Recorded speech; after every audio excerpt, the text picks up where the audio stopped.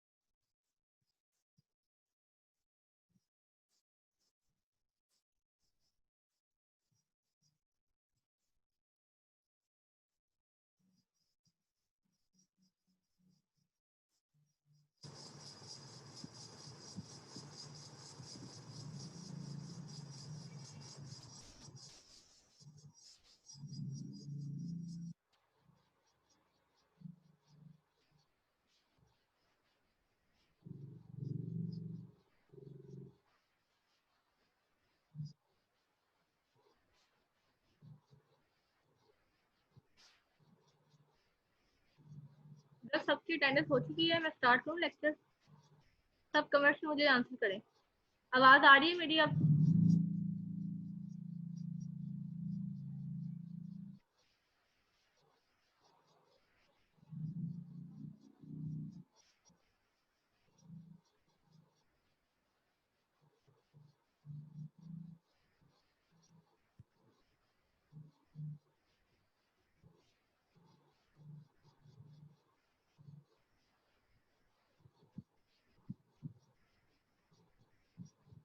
Okay girls, हमारा आज का जो टॉपिक है वो है हमारा क्यूरी डिकम्पोजिशन। ठीक है, क्यूरी डिकम्पोजिशन आप लोगों को लास्ट मैंने जो टॉपिक करवाया था उसमें भी आपको मैंने बताया था कि क्यूरी डिकम्पोजिशन के बारे में। ठीक है, एक तो आपकी होती है क्यूरी डिकम्पोजिशन और एक होती है आपकी लोकलाइजेशन ऑफ डाटा। सबसे पहले आपने क्या करना होता है, अपनी क्यूरी को डिकम्पोज करना होता है। आपकी दो तरह की क्यूरीज होती हैं, एक होती है आपकी कैलकुलस क्यूरी और एक होती है आपकी रिलेशनल अलजेब्रा क्यूरी। ठीक है, सबसे पहले किसमें होती है? Calculus Curie. कैलकुलस क्यूरी किस पे लगाई जाती है? ग्लोबल रिलेशन पे। हमारे यूजर्स को नहीं पता होता कि हमारी क्यूरी जो है, हमारी जो पीछे डाटाबेस है वो डिस्ट्रीब्यूटेड है या सेंट्रलाइज है, तो वो हमारे ग्लोबल रिलेशन के ऊपर क्या अप्लाई करते हैं? क्यूरी। ठीक है, कैलकुलस क्यूरी होती है हमारी। इसमें हमने इसमें क्यूरी डिकम्पोजिशन में हमने 4 स्टेप करने होते हैं। फर्स्ट स्टेप हमारा होता है नॉर्मलाइजेशन। हमने अपनी क्यूरी को क्या करना होता है? नॉर्मलाइज करना होता है डिफरेंट क्वांटिफायर्स और क्वालिफिकेशन के थ्रू। हमें क्या करना होता है? नॉर्मलाइज। फिर होता है एनालाइजिस। जब हम उसको नॉर्मलाइज करते हैं, डिफरेंट क्वांटिफायर्स लगाते हैं, प्रेडिकेट्स वगैरह लगाते हैं, तो हम देखते हैं कि क्या वो हमारी क्यूरी ठीक भी है या नहीं। डिडक्ट एंड रिजेक्ट, हम उसको डिडक्ट करते हैं अगर कोई फॉल्ट है, और उसके बाद हम उसको क्या करते हैं? रिजेक्ट। मतलब इनकरेक्ट कोई भी क्यूरी है तो हम उसको क्या कर देते हैं? रिजेक्ट कर देते हैं। नेक्स्ट हमारा होता है सिंप्लीफिकेशन। सिंप्लीफिकेशन में क्या होता है कि अक्सर हमारी क्यूरी होती है जो सेम डाटा को बार बार रिडंडेंट आ जाता है डाटा आपका, तो रिडंडेंट डाटा को करने के लिए रिमूव करने के लिए हम उसको क्या करते हैं? सिंप्लीफाई करते हैं। हम मजीद उसको सिंप्लीफाई करने की कोशिश करते हैं कि क्या हमारी क्यूरी इससे भी ज्यादा सिंप्लीफाई हो सकती है, ताकि हमारा डाटा रिडंडेंट ना हो, हमारा कम टाइम लगे, हमारी जल्दी सोल्यूशन। फिर रिस्ट्रक्चरिंग। रिस्ट्रक्चरिंग का क्या कहते हैं कि हम कैलकुलस क्यूरी को किसमें कन्वर्ट कर देते हैं? अलजेब्रिक क्यूरी में। आपको पता है एक कैलकुलस क्यूरी की मल्टीपल क्या आते हैं? Algebraic query. आप सबसे जो बेस्ट वन है उसमें फाइंड करते हो और उसको क्या कहते हो? अप्लाई। डिफरेंट ट्रांसफॉर्मेशन रूल्स इस्तेमाल करते हुए आप कैलकुलस क्यूरी को किससे कन्वर्ट करते हो? अलजेब्रिक क्यूरी में। ठीक है, तो calculus query query decomposition step 1 है। इसमें आपके पास क्या होती है? Calculus query. इसमें 4 स्टेप्स होते हैं: normalisation, analysis, simplification and restructuring. Next है हमारा नॉर्मलाइजेशन। नॉर्मलाइजेशन में क्या है? Lexical and syntactical analysis. इसमें क्या है कि इसमें हम लेक्सिकल और सिंटैक्टिकल एनालिसिस करते हैं, मतलब उसके सेंटेंस वगैरह को देखते हैं कि क्या उसका सेंटेंस कोई गलत तो नहीं है, कहीं कहीं उसकी टाइप मिसमैच तो नहीं है। ठीक है, चेक वैलिडिटी, हम उसकी वैलिडिटी चेक करते हैं, एट्रीब्यूट को चेक करते हैं, रिलेशन को चेक करते हैं। ठीक है, उसकी जो क्वालिफिकेशन है उसके ऊपर चेकिंग करते हैं, सारा कुछ चेक करते हैं कि क्या नॉर्मलाइजेशन में। उसने क्या कि फिट इनटू नॉर्मल फॉर्म, हम इसको किस फॉर्म में डालते हैं? नॉर्मल फॉर्म में। आपके डिफरेंट है, कंजेक्टिव नॉर्मल फॉर्म है, डिसजंक्टिव नॉर्मल फॉर्म है, और मैप इनटू यूनियन और एंड मैप इनटू ज्वाइन। उसने कहा कि हम और को मैप किसमें करते हैं? यूनियन को, और एंड को हम मैप किसमें करते हैं? ज्वाइन या सिलेक्शन से। तो ये किसमें आ जाता है? आपका नॉर्मलाइजेशन। नेक्स्ट उसके बाद आपका एनालिसिस। एनालिसिस में क्या करते हैं? हम रिफ्यूट इनकरेक्ट क्यूरी, कि हम अपनी इनकरेक्ट जो हमारी क्यूरीज होती हैं हम उसको क्या करते हैं? रिफ्यूट कर देते हैं, उसको रिजेक्ट कर देते हैं। दो तरह की हो सकती हैं, या तो उनकी टाइप इनकरेक्ट हो या वो सिमेंटिकली इनकरेक्ट हो। टाइप इनकरेक्ट का मतलब है कि कोई हम ऐसा एट्रीब्यूट या रिलेशन नेम यूज कर रहे हो जो हमने डिफाइन ना किया। फॉर एग्जाम्पल हमने वहाँ पर आईडी नंबर लिखा था या हम एम्प्लॉय नंबर यूज कर रहे हैं, तो ये टाइप इनकरेक्ट है कि हमने वहाँ कुछ और इस्तेमाल किया था, यहाँ पे हम कुछ और यूज कर रहे हैं। ठीक है, तो क्या है, कोई भी एट्रीब्यूट या रिलेशन नेम जो हमने डिफाइन ना किया और वो हम क्यूरी में इस्तेमाल कर रहे हो, तो वो क्या होगी? Type incorrect. If operations are applied to attribute of wrong type और गलत टाइप, मतलब जिस तरह की देखो ना, कुछ आपके एट्रीब्यूट में न्यूमेरिक वैल्यूज आ रही होती हैं, कुछ में आपकी दूसरी वैल्यूज स्ट्रिंग्स वैल्यूज आ रही होती है, तो वो स्ट्रिंग वैल्यू है आप उसको न्यूमेरिक में कर रहे हो, तो इस तरह की जो आपकी आती है वो क्या आती है? आपकी type incorrect. Symmetrically incorrect component do not attribute any way relation result. आप एक ऐसी कंपोनेंट को इस्तेमाल करो जिससे रिजल्ट में जो इस्तेमाल ही नहीं हो रहा, आप इस तरह के कंपोनेंट को कर रहे हो, तो ये भी क्या होगी? आपकी क्यूरी रिजेक्ट करना होगा। Only a subset of relational calculus theory can be tested for correctness। सिर्फ आप जो वो क्यूरी होती है सिर्फ उसको टेस्ट करते हो, सब बाकी सबको नहीं। Those that are contain distinction and negation to detect connection graph। इसको डिटेक्ट करने के लिए हम दो चीजें इस्तेमाल करते हैं, एक होता है हमारा कनेक्शन ग्राफ और दूसरा होता है हमारा ज्वाइन ग्राफ। इन दोनों के थ्रू हम क्या करते हैं? देख सकते हैं कि कनेक्शन ग्राफ क्या है और ज्वाइन ग्राफ। नेक्स्ट है एनालिसिस की एग्जांपल। उसने एक सिंपल आपको क्यूरी दी है, select E name and R response. मतलब आपके दो आपके कॉलम्स के नाम है, एक है ई नेम और एक क्या है रिस्पॉन्सिबल। आपने इन दोनों को करना सिलेक्ट। फ्रॉम कहाँ से करना है, एम्प्लॉय से, असाइनमेंट से और प्रोजेक्ट से। मतलब आपने ये चीजें सिलेक्ट करनी है, किन टेबल से करनी है, employee, assignment and project. Where employ dot E number equal है किसके, असाइनमेंट डॉट ई नंबर के। एम्प्लॉय का जो ई नंबर है वो किसके इक्विवेलेंट है, assignment dot E number. And का मतलब है अगर ये है तो साथ इसका भी होना जरूरी है, अदरवाइज ये क्यूरी इम्प्लीमेंट नहीं होती। Assignment dot P number is equal to project dot P number. Assignment के अंदर जो पी नंबर है और प्रोजेक्ट के अंदर जो पी नंबर है वो सेम है। एंड और पी नेम क्या है, CAD slash CAM, and duration उसकी कितनी है और टाइटल। मतलब उसमें क्या है कि आपने ये दो चीजें सिलेक्ट करनी है इन टेबल से। उनमें ये तीन चीजें होनी चाहिए कि जो ई नंबर एम्प्लॉय का है, असाइनमेंट का वो सेम हो, जो असाइनमेंट का पी नंबर और प्रोजेक्ट का पी नंबर है वो सेम हो, पी नेम क्या हो, कैड और कैम, ड्यूरेशन उसकी कितनी हो, ग्रेटर देन 36, एंड टाइटल को क्या हो, प्रोग्रामर। अब हम इसको चेक करेंगे। एक आपका क्यूरी ग्राफ होता है, एक ज्वाइन। ज्वाइन ग्राफ में सिंपल होता है कि आप सिंपल मेन में जो आपको होते हैं उसको क्या कर देते हो, ज्वाइन कर देते हो। मतलब तीन है ना आपके, असाइनमेंट, एम्प्लॉयर, प्रोजेक्ट। आपने उसको ज्वाइन किया और देखा कि ये किसके बेस पे ज्वाइन हो रहा है और ये तो क्या है, ज्वाइन। आपका ग्राफ ठीक बना है, इसका मतलब ये क्यूरी आपकी क्या है, ठीक है। अगर कहीं से भी ये डिस्कनेक्ट होता तो आपकी क्यूरी ठीक नहीं होती। क्यूरी ग्राफ में देखिए हम साथ से सारा बता देते हैं। देखो असाइनमेंट, एम्प्लॉय है, असाइनमेंट है, प्रोजेक्ट है और रिजल्ट है। रिजल्ट में हमारे पास क्या निकलना है, ईमेल निकलना है, ठीक है। एम्प्लॉय में से हमें क्या क्या चीजें लेनी है, एक तो हमें उसका नंबर लेना है और दूसरा हमारा उसका टाइटल लेना है। प्रोजेक्ट में से हमने उसका प्रोजेक्ट नेम लेना है, उसके पी नंबर भी लेना है। असाइनमेंट से हमें क्या लेनी है, उसकी ड्यूरेशन। ये सब मिलकर हमारा क्या निकलेगा, रिजल्ट। एक रिस्पॉन्सिबिलिटी असाइनमेंट में से आएगी और ई नंबर। तो इस तरह के जिसमें सारी डिटेल्स बताते हो वो आपका क्या है, क्यूरी ग्राफ। एनालिसिस में उसने एक और दिया, उसने कहा कि अगर क्यूरी ग्राफ आपका कनेक्टेड नहीं, मैंने आपको बताया कि आपका कनेक्ट है तो आप बताओगे कि ये ठीक है। अगर वो कनेक्ट नहीं है तो मतलब या तो क्यूरी गलत है या उसमें क्या यूज होगा, कार्टेशियन प्रोडक्ट। फॉर एग्जाम्पल उसने कहा है select E name and R responsibility from assign employ, assignment and project. Where उसने कहा है कि एम्प्लॉय डॉट ई नंबर किसके इक्विवेलेंट है, assignment dot E number. and P name is equal to CAD and CAM and duration is greater than 36 and title is equal to program। अगर हम यहाँ से देखें अपने क्यूरी ग्राफ में, ठीक है, तो उसमें आप लोग असाइनमेंट आया, एम्प्लॉय आया, रिजल्ट आया। रिजल्ट में हमारा क्या क्या निकलना है, ई नेम और पी नंबर।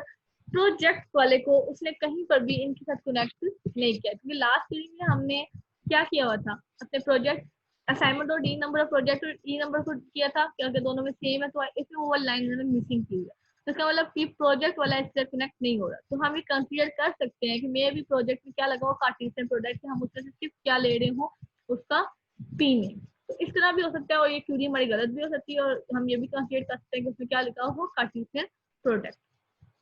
फिर सिंप्लीफिकेशन। वो कह रहे हैं कि हमने क्या वाई सिंप्लीफाई, क्यों हम सिंप्लीफाई करते हैं। वो कहते हैं कि एलिमिनेशन ऑफ रिडंडेंसी, हम डिफरेंट रिडंडेंसी को एलिमिनेट करने के लिए हम क्या इस्तेमाल करते हैं, सिंप्लीफिकेशन। इसके लिए ट्रांसफॉर्मेशन रूल्स होते हैं, ठीक है। आपका इडेम्पोटेंसी रूल्स है, ठीक है। P1 एंड नॉट P1 होगा तो ये फोर्स होगा, P1 एंड P1 इस तरह ये रूल्स है। इनको अप्लाई करते हुए आप करते हो, ठीक है। यूज ऑफ इंटेग्रिटी रूल्स इस्तेमाल करते हुए आप क्या करते हो, अपने उनको सिंप्लीफाई करते हो।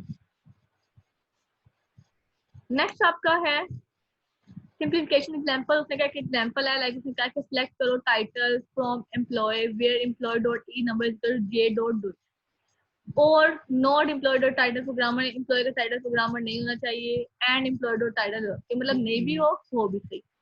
फिर उसने कहा और employ dot title is to electrical engineer, होना भी चाहिए और नहीं भी। मतलब ये दोनों चीजें सेम ही है ना, रिडंडेंसी है, वो कह रहा है भी या नहीं, तो हमें इसको लिखने की जरूरत नहीं है। हमने सिर्फ वो निकालना है जिसका नेम क्या है, जे डॉट डू। तो हम इसको सिंप्लीफाई क्या कर देंगे, select title from employ where employ dot E name is equal to J dot Doe. हमें इतनी ये डिटेल लिखने की जरूरत नहीं है क्योंकि वो सेम ही है ना, कहीं हम कह रहे हैं वो होना चाहिए, कहीं कह रहे हैं वो नहीं होना चाहिए। तो हम इन दोनों को नहीं, एक जगह है और एक जगह नहीं है तो दोनों कैंसिल आउट हो जाएंगे। तो हम इसको ना लिखें तो हम सिंपल ये क्यूरी लिखें, ये दोनों क्यूरीज हमें सेम आंसर करेंगे, तो इसलिए हम अपनी क्यूरी को क्या कर देंगे, सिंप्लीफाई।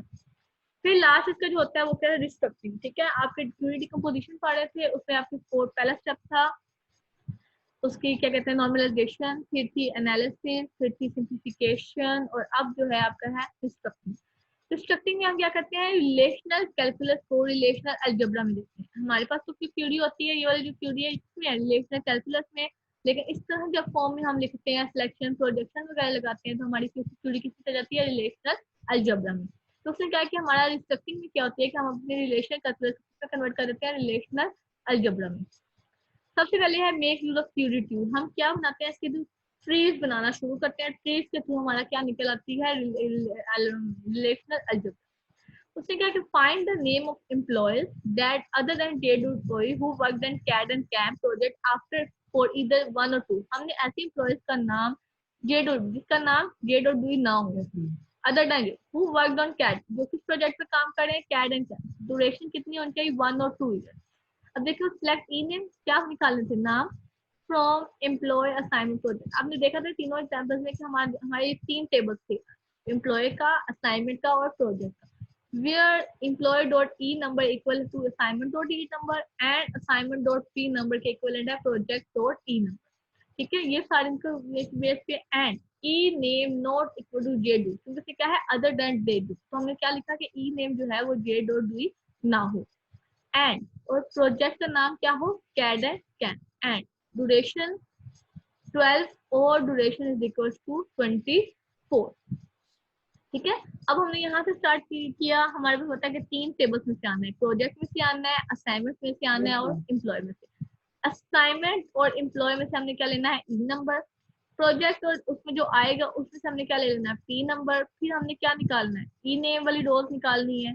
फिर हमने क्या निकालनी है, पी नेम वाली रोज। और फिर हमने क्या निकालनी है, ड्यूरेशन। और एट द एंड हमने उन पूरी रोज में से सिर्फ एक कॉलम ले लेना है, किसका, नेम का। तो इस तरह ट्री बनाते बनाते हमारी क्यूरी है वो इजीली किसमें कन्वर्ट हो जाएगी, रिलेशनल कैलकुलस को, किसमें, रिलेशनल अलजेब्रा। देखिए ये ज्वाइंट्स आपके लगे हुए हैं, ठीक है, सिलेक्शन वगैरह आपके, ठीक है, सिलेक्शन प्रोजेक्शन लगाएगा, आपको पता है रोज के लिए क्या लगाते हैं, ये लगाते हैं, कॉलम अगर लेना है तो आपकी ये लगाते हैं। तो ये अब क्या लगा, यहाँ पे हमने इनको किया ज्वाइन, यहाँ पे हमने किया रोज को सिलेक्ट, और यहाँ पे हमने इसको क्या कर दिया, प्रोजेक्ट मतलब अपनी कॉलम्स को ले दिया।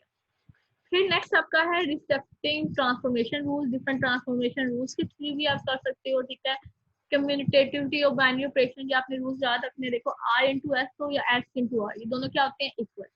आर इंटू एस को भी यूनियन कर रहे हो, एस इंटू आर, तब भी ये क्या आता है, आंसर सेम आता है। फिर इसी तरह उसने कहा है कि R into U, R union S और एस यूनियन, ये भी क्या होता है, सेम। तो ये डिफरेंट आपके लॉज हैं, ट्रांसफॉर्मेशन रूल्स है, जिनको आपने याद रखने का। अगर ये चीज है,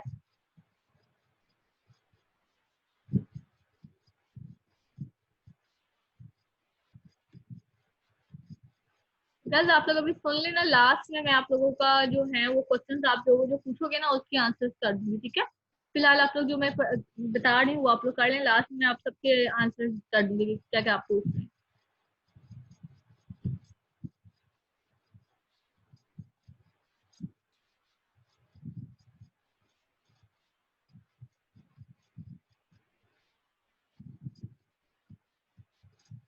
ठीक है, ट्रांसफॉर्मेशन रूल्स है।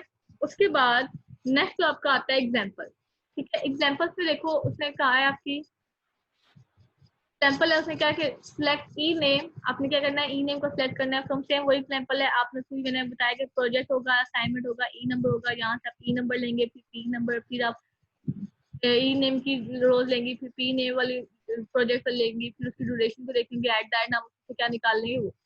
उसने कहा कि इसकी इक्विवेलेंट थ्योरी ये है कि आप एम्प्लॉय और इसको क्या कर रहे हो, कार्टेशियन प्रोजेक्ट, यहाँ से जब असाइनमेंट आ रहे हैं तो इन दोनों में से क्या ले रहे हो, पी नंबर, ई नंबर, और फिर आप पी नेम निकाल रहे हो। एंड आपने देख पा था ना कि यहाँ हम और लगा सकते हैं, यहाँ हम क्या लगा सकते हैं, एंड।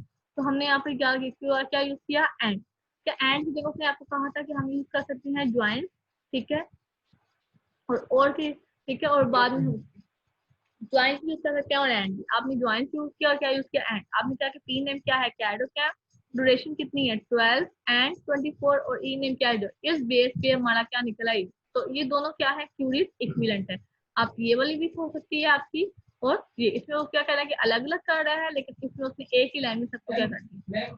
फिर नेक्स्ट उसमें देखिए उसने और को करके इंस्ट्रक्ट किया, ठीक है। उसने क्या किया, प्रोजेक्ट में से हम क्या ले रहे हैं, पी नेम, ठीक है। असाइनमेंट में से हम उसको क्या ले रहे हैं, ड्यूरेशन वाली रोज। एम्प्लॉय में से ले क्या ले रहे हैं, ऐसी एम्प्लॉयज वाली जिसके ई नेम है। फिर हमने इसमें से क्या ले लिया, पी नंबर, ये जो हमारी रोज आई जिसमें से हमने क्या ले लिया, पी नंबर। इसमें से असाइनमेंट में से हमने पी नंबर भी लिया और ई नंबर भी। इसमें से हमने ई नंबर लिया और ई नेम, इन दोनों को हमने ज्वाइन किया ई नंबर की बेस पे, ठीक है। इसको एलिटीज आके यहाँ से हमने क्या ले लिया इसमें से, जब इसको ज्वाइन करने के बाद हमने दो अपने कॉलम्स निकाल लिए, एक ई नंबर वाली और एक ई नेम वाली, हमने यहाँ से मैच किया, इसको इसके साथ ज्वाइन किया, जिनके पी नंबर सेम थे उनमें के क्या निकाल लिए, ई, ठीक है। तो इस तरह ये हमारी थ्योरी किसमें कन्वर्ट होगी, आपकी रिलेशनल अलजेब्रा में, कैलकुलस वाली थ्योरी किसमें कन्वर्ट होगी, रिलेशनल अलजेब्रा में, ठीक है। तो आपके थ्योरी डिकम्पोजिशन थी, इसके 4 स्टेप्स थे, नॉर्मलाइजेशन, एनालिसिस, ठीक है, सिंप्लीफिकेशन, और फिर क्या थी, रिस्ट्रक्टिंग। रिस्ट्रक्टिंग में क्या करते हैं, हम अपनी कैलकुलस थ्योरी को किसमें कन्वर्ट करते हैं, अलजेब्रिक थ्योरी में, ठीक है।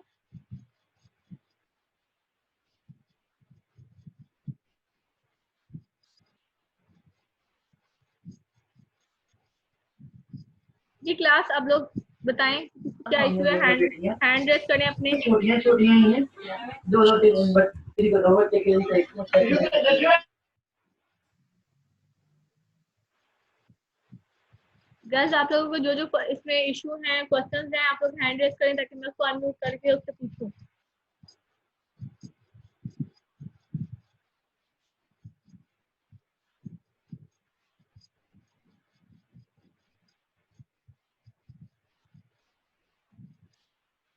हमारे ग्रुप कर देता हूं, गर्ल्स आवाज आ रही है मेरी, हमारे ग्रुप कर देंगे।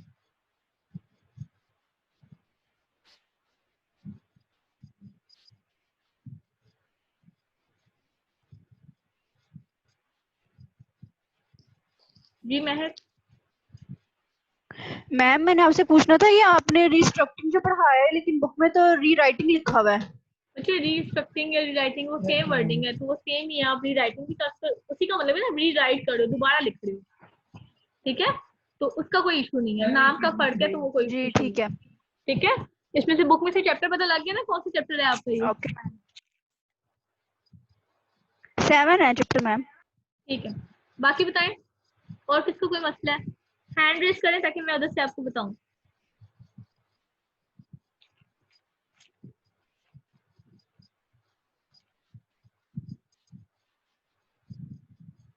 मैं अगर किलो देखिए भेजा तो हम 3 मैम को बैठ करेंगे कर लो।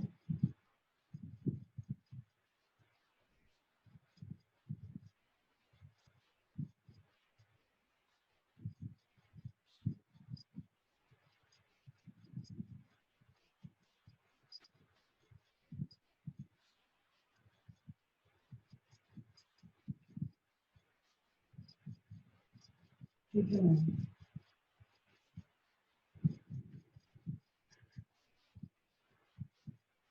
Okay ma'am.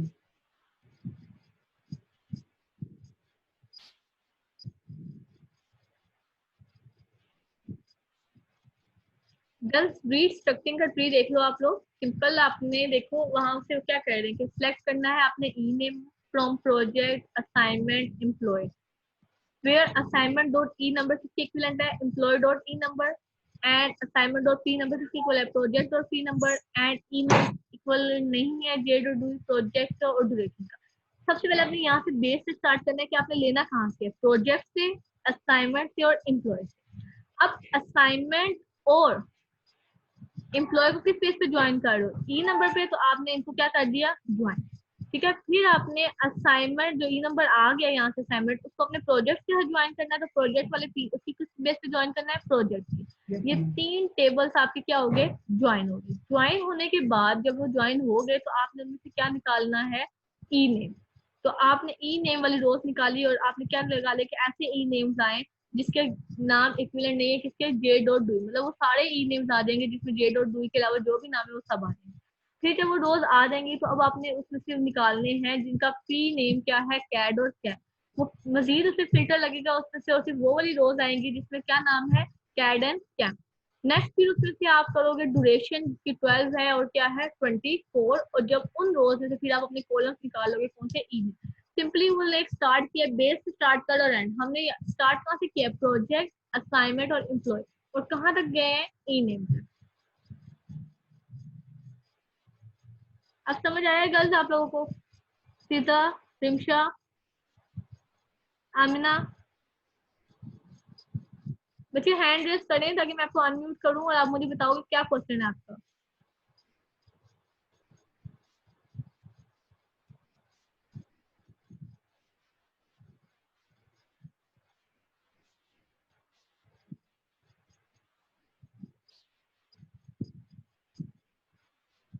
Ji मुजफ्फा।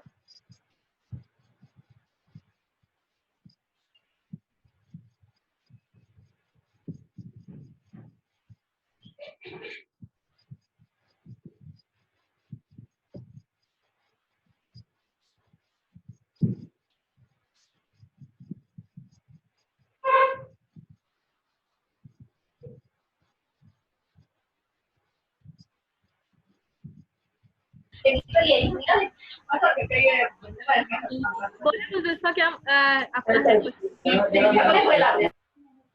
Girls one by one बोले। पूरा खानदान के अंदर बैठे बात कर रहे हैं। हेलो,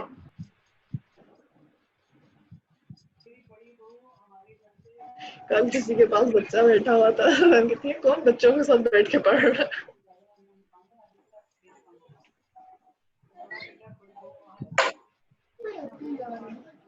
गर्ल्स समझ आ गया सबको? मुझे बता दें ताकि उधर मैं तो आपको मैं आपसे बात कर रही हूँ, उधर लेक्चर हो रहा है। बात तो नहीं है बेटे, ये तो वैसे बात कर रही हुमा अपना माइक ऑफ करो।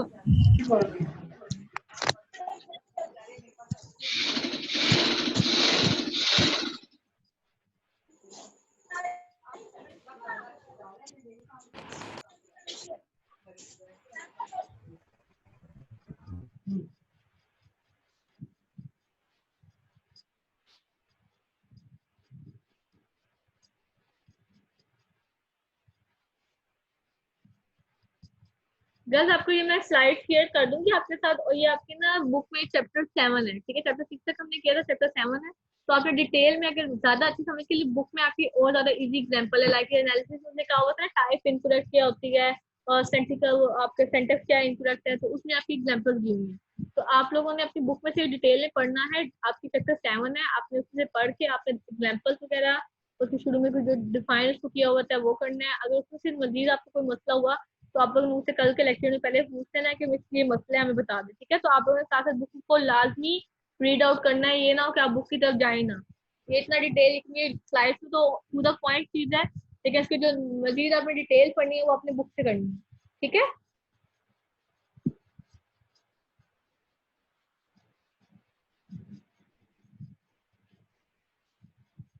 कोई इशू तो नहीं है इन स्लाइड्स में? जो इसकी बाकी स्लाइड्स हैं वो हम लोग कल कवर करेंगे, डाटा लोकलाइजेशन, और उसमें आप लोगों की फ्रेगमेंटेशन आएंगी, ठीक है? Horizontal fragmentation, primary horizontal fragmentation, vertical fragmentation, hybrid fragmentation, तो वो आपने अच्छे से कल करके आना कि क्या होता है।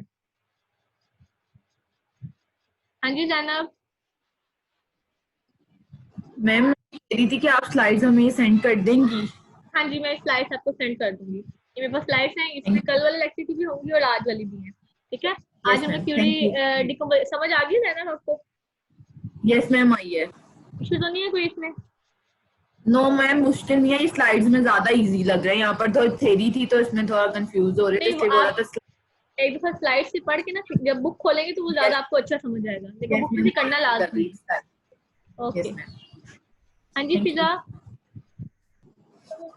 मैम मैं ये चीज पूछ रही थी कि आपने वो लास्ट वाले बताया था ना इक्विवेलेंट क्यूरीज में जिसमें एंड और ऑपरेशंस लगने थे। जी जी मैम उसमें हमें कैसे पता चलेगा कि एंड और ऑपरेशन कहाँ पे बच्चे देखो लगाना है? ना, वो आपने एंड देखो जिसमें हर चीज लाजमी है, जैसे उसने कहा है कि उसकी ड्यूरेशन भी ये होनी चाहिए, उसका नाम भी ये यस होना मैम, चाहिए उसका, तब आप क्या लगाते हो? हमेशा एंड लगाते हो।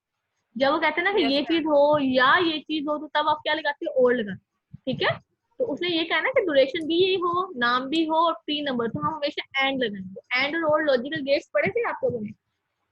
यस मैम, हाँ, ये उसमें कंसेप्ट था कि जब हर चीज होनी चाहिए तो आप एंड लगाते हो, जब कोई एक चीज भी हो जाए और यस मैम, रिजल्ट आ जाए तो आप क्या लगाते हो? और लगाते हो। और लगाते हैं। ठीक है आगे मैम, समझ? Thank you so much. ठीक है, यस इसको मैम, मजीद करना है और आप लोगों को मुझे बताना है। यस मैम, बुक से पढ़ लेंगे ना तो क्लियर हो हाँ जाएगा जी, फिर बुक से स्लाइड्स। क्लियर करोगे, बुक से लाजमी स्लाइड्स को देख के फिर बुक से कीजिएगा। Yes ma'am, thank you so much. ठीक है, हाँ जी मुस्तफा आपने हैंड रेस किया हुआ है।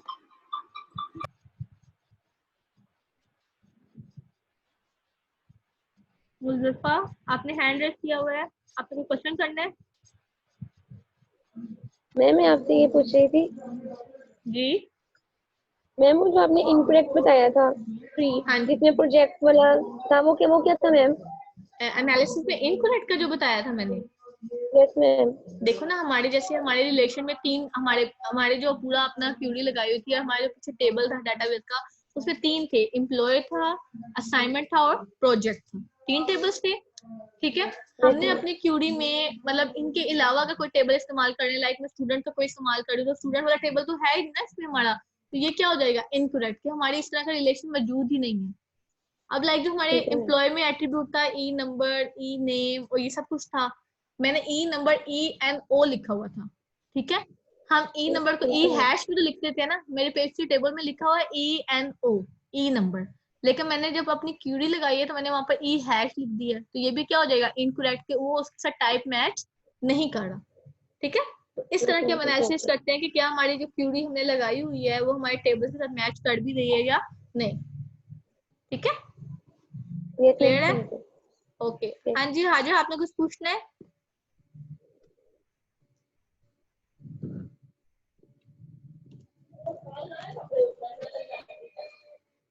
आजा,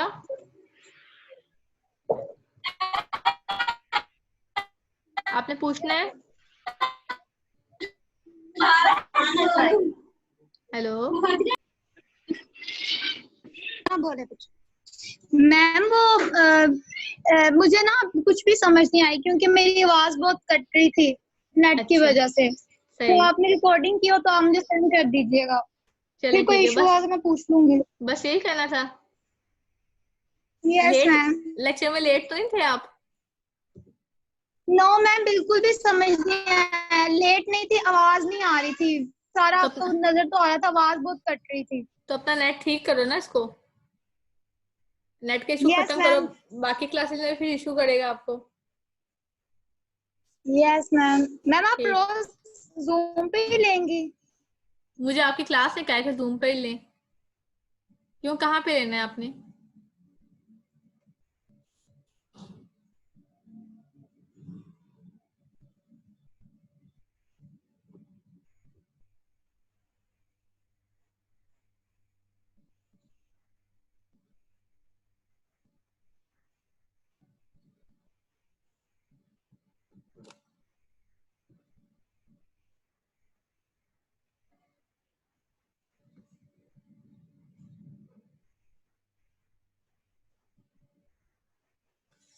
गर्ल्स सब अपनी दोबारा अटेंडेंस मार्क करेंगे, कौन कौन अभी तक क्लास में मौजूद है, जल्दी से क्लास अब अपनी अटेंडेंस दोबारा लगाएं।